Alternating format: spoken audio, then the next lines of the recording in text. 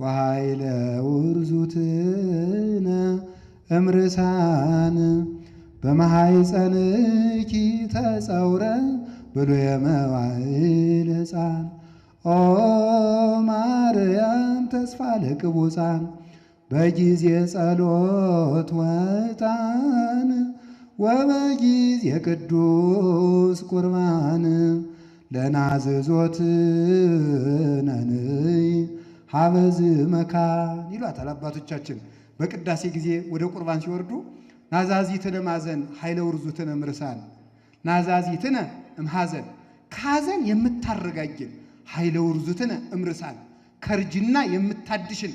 ያረጀውን ሰውነታችን 5000 ዓመት አርጅቶ የነበረውን ሰውነታችን ትንሣኤ ክርስቶስን ወልደሽ ያደስችልን ኃይለ ውርዙትነ እምርሳን በማኅፀንኪ ተጸውረ ብሉየ መዋዕል ሕፃን